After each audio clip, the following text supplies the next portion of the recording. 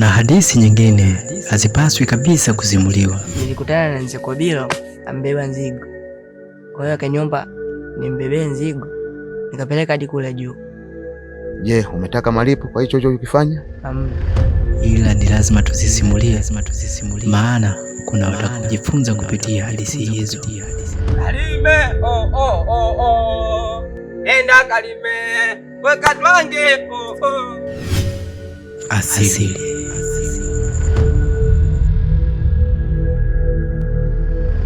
Ungetwa hiyo ndoo nikusaidia dadangu. Hapana, utanisaidia siku nyingine. Naomba nikusaidie hiyo ndoo kweli cha. Kweli nakwambia. Huyu mkaka alivyokaa na tabia nzuri, hata sijui tabia mbovu zile amezitoa wapi. Mwanangu, wewe ni jasiri. Mimi kaka, nilikuwa na shida ya mbegu ya mahindi, kwa sababu nilikuwa na mbegu zangu nimehifadhi, ila sasa nimeenda kuangalia hizi zimepotea, sijazikuta. Kuyafanya hayo umejitengezea wewe heshima, na mimi babako pia umenitengezea heshima kubwa sana. Nashukuru Mungu kunikutanisha na wewe Asili, lakini pia nakushukuru Asili kwa kuwa na moyo huo. Hata sina muda kukumbuka wema wake.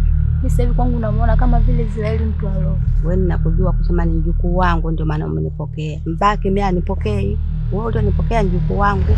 Naona umeniangalia muda mrefu sana. Hebu niambie kitu basi baba yako. Jado. Wa kushukuriwa na Mwenyezi Mungu peke yake. Mbona mko hapa asubuhi kama hii? Wakati wenzenu wameshaenda kufanya kazi mashambani. Hii ndio kazi yetu hii. Kazi ya kuzurura na kuvuta masigara? Bwana wewe dada kamili si. Kwa ufupi yeye yale mjitokeza tuongee. Yule mtu kadi nilivyomwangalia ana kauli.